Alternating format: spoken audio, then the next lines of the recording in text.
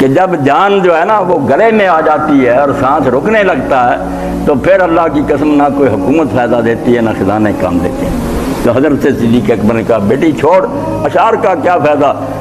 لقد جاءت سکرۃ الموت بالحق، قرآن جو کہتا ہے کہ موت کی سختی جو آ جائے گی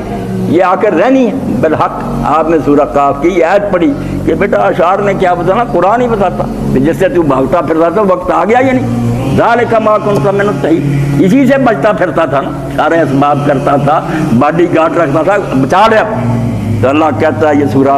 واقعہ کے آخر میں ایک بات بھی نہیں جو نئی ہو، اللہ کہتا ہے یاد دہانی،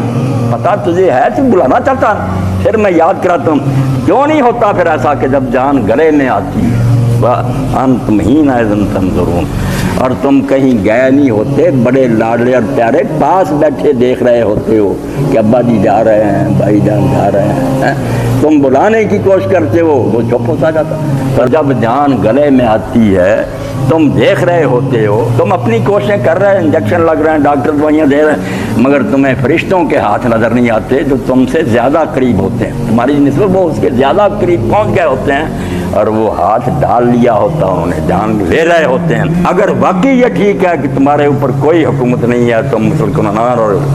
آزاد ہو، تو اگر یہ تمہاری باتیں ٹھیک ہے تو اس جان کو واپس کیوں نہیں پھر لے جاتے، زندہ کیوں نہیں رکھ لیتے، کیوں مر جاتے ہو؟ پھر سعدی رحمۃ اللہ علیہ فرماتے ہیں جب اس پاک جان نے جانے کا تصدیق کر لیا، چلی جانا کسی نے، تو بے شک تخت پر مر یا خاک پر مر برابری